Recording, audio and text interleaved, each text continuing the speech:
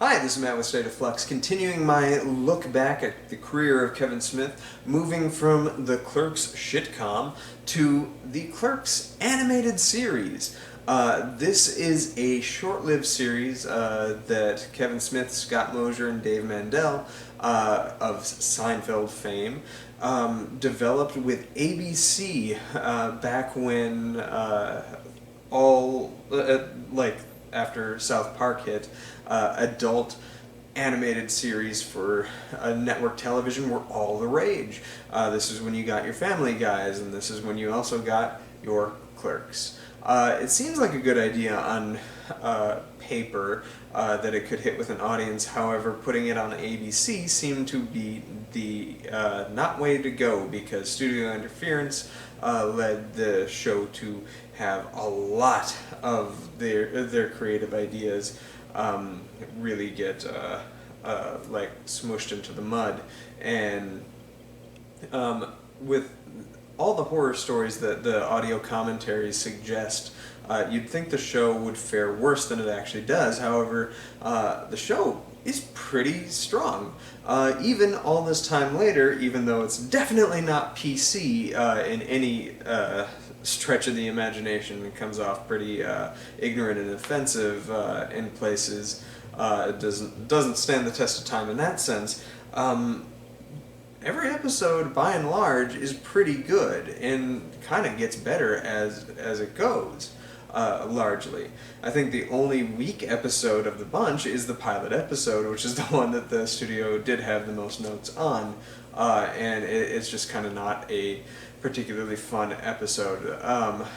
The show kind of reflects Clerks in the sense that you have the Dante and Randall interaction and how they play off each other. However, Randall is really dumbed down for this animated show, but it kind of works in the format, and I really have a lot of fun watching this show. It's good to come back to. Jay and Silent Bob are always there, as they are the constants in the View-esque universe, and they are spectacular in the show. Jay has some of the strongest use of Jay in any medium of his character's existence within the show, particularly even like in the first episode. The weakest episodes in this really kind of soar with Jay.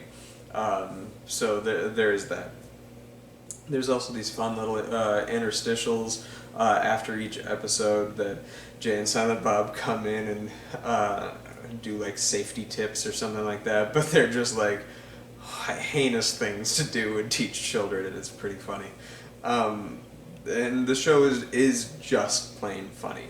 I highly recommend watching Clerks Uncensored. I'll go through a rundown of each of the episodes, so if you want to hop off not caring about what they are and to discover them for yourself, you can probably track this show down. I think a lot of the episodes, when I was looking this up, were uploaded on YouTube, or you can find the Clerks Uncensored DVD. Every time I go to Half Price Books, they seem to have a copy of this. So pick it up. It is funny. It's only 6 episodes, and you will have plenty of good times laughing after that first episode. So we're going to talk about the first episode, the pilot, if you will. And it's a kind of weird reinterpretation of the first movie, where Dante is going to work and he's like, why am I here? I don't want to do this. Randall comes in and Randall's around, but then they find out that the leader of their town, Leonardo, and Leonardo is the leader of Leonardo, voiced by Alec Baldwin, is opening a convenience store of the future across the street from Quick Stop, the Quicker Stop, and it's pushing our boys out of business, and they have to kind of rise above and end up teaming up with Jay and Silent Bob to sabotage the Quicker Stop. And the humor is pretty bad. I remember even watching the first episode back after I'd gotten into Clerks. I'd found out there was a cartoon. I was like, you're kidding me. So I watched it, and I almost stopped watching the VHS. That's how old I am. Stopped watching the VHS with that first episode because it was pretty mind-numbing. When Jay and Silent Bob weren't on, there wasn't a laugh. I've warmed a little more to the pilot episode, but I think that has a lot to do with episode 2. Episode 2 is a brilliant episode of television because it is a riff on the clip show staple of any sitcom. If you watch any sitcom of the 90s backwards, you will find that inevitably you will get a clip show episode where it's just characters fondly remembering times past. If you're a fan of Friends, you will know that every couple of seasons they have an episode like that. And they're the most skippable thing. This is brilliant because the second episode of the show is a clip show, so it just keeps flashing back to the first episode or other random moments in their life where they like go to the burn ward or stuff like that. It's a funny episode, pretty genius, and it also kind of has an excellent dig at Liam Neeson looking like a Cro-Magnon man that I really appreciated. Episode 2 is where the show kind of turned around for me. I was like, yeah, I'll keep watching this. Episode 3 is the riff on Outbreak, and it's that the store next to Quick Stop and RST Video is a pet shop that has opened, and there they have a monkey, and Randall is certain that the monkey is going to bite somebody and give them the deadly Motaba virus from the film Outbreak.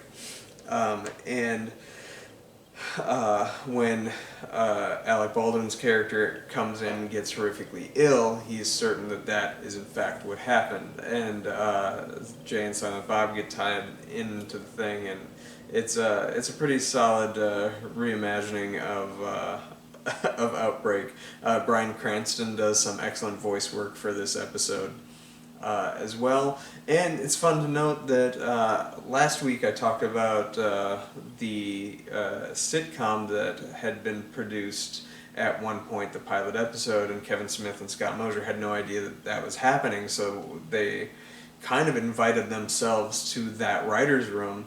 And one of the ideas they pitched was this very episode of the cartoon, and that writer's room was like, no, and Kevin Smith and Scott Mosier were like so incensed that they said no to their ideas. They're the creators of Clerks after all. What do these people know? And then they walked off and that show died.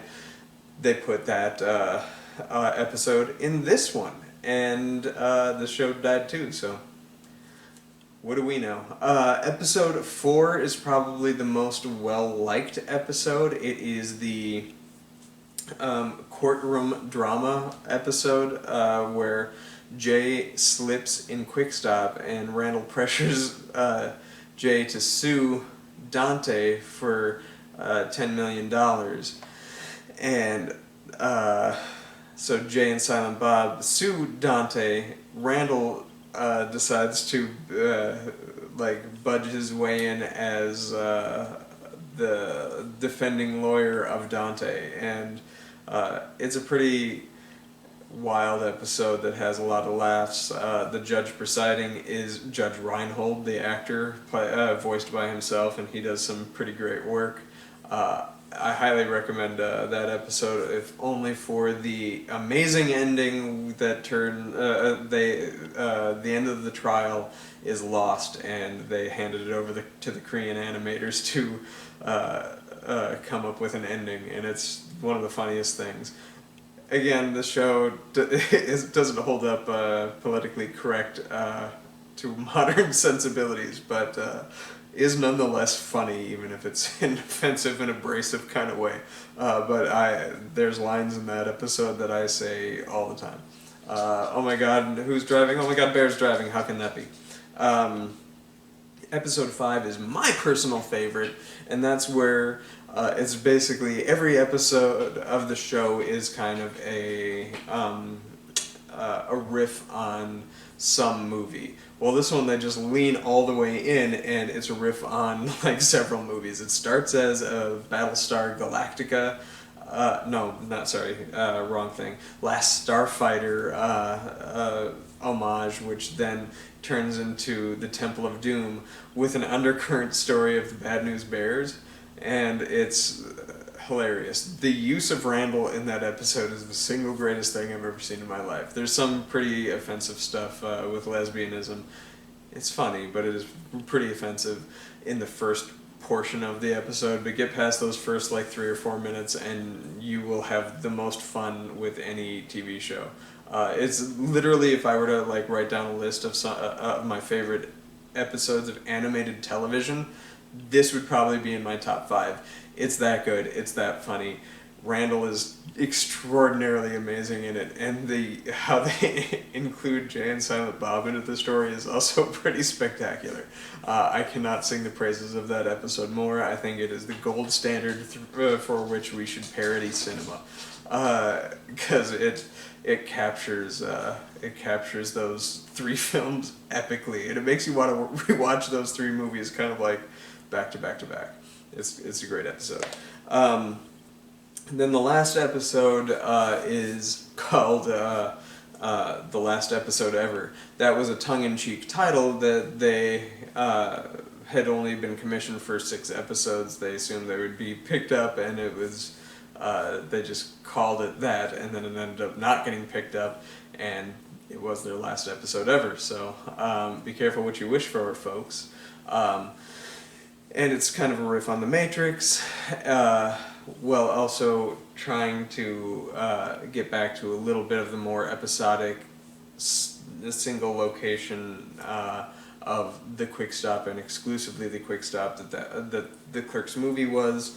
And it's funny. I don't think it's nearly as good as the 2 episodes prior to it, but it is good, and it features the return of Caitlin Bree as well, which is kind of fun if you're a Clerks fan.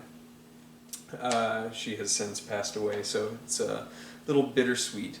But that's the end of Clerks. They talk on the commentary of other ideas for episodes they had, one of which was they were going to do a spin on Christine, where Dante gets a new car, and the car ends up having a life of its own, and then slowly starts taking over Dante's life and gets a job at the Quick Stop and becomes a manager faster than Dante. It's too bad. This show, honestly, I think would have been, if it had been given more than 6 episodes, let's say if it had been just given a 22 episode season run, I think much like Family Guy, it would have been picked up by Cartoon Network or something, or Comedy Central, a couple of years down the line. The creative energy behind this is on fire. It's when it's parodying a movie, it is able to do so and capture it with such a lush brilliance that even if you are turned off by some of the things that don't age well, you're still going to find yourself engaged in what you're watching, because it tickles you. It's funny. This is some of the funniest work Kevin Smith did, and I think that is certainly in part his work, as well as Scott Mosier's, who helped helm a couple of the episodes. But it's really Dave Mendel, who has he was huge impact on Seinfeld and whatnot, and he made one of my favorite movies that does not get its praises sung, and maybe I'll do a review for it sometime. That film is Eurotrip. Great movie. Don't write that film off just because it seemed like a road trip knockoff. It's not. That movie is funny as hell. And that dude is funny as hell. This series is great. The commentaries are also pretty funny. As are most Kevin Smith commentaries. I encourage you to watch like the classic Clerks commentary, where Jay gets drunk and falls asleep, or the Mallrats one where Ben Affleck is trying to figure out why he's there doing commentary. It's pretty hilarious. All the commentaries are great. This one is no exception to that. But I've talked about Clerks Uncensored quite a bit. Oh, it was called Clerks the Animated Series, or Clerks Uncensored if you bought the DVD. pick this DVD up. It's super good. It's really, I think you can even just go to the Jay and Silent Bob Secret Stash website and get a signed copy of that for like an exuberant price of $30 or something like that. But Kevin Smith will sign it, and maybe even Jason Mewes, who knows. And that's pretty cool. So, yeah, check it out. It's one of my favorite Kevin Smith world things that aren't part of the movies proper that he's done. Up next, I plan on reviewing a couple of his short films. I'll just bundle like 2 or 3 of them together, give you a review for those, and then a couple weeks down the line, I will do a review for, hopefully, his Masters of the Universe show, which I'm kind of excited about. I also want to talk about Drawing Flies and Vulgar and a couple of those films. So we have those on down the line in the lead up to Clerks 3. Thanks for watching. Let me know what your favorite episode of this show is in the comments down below. Thanks for watching. Peace.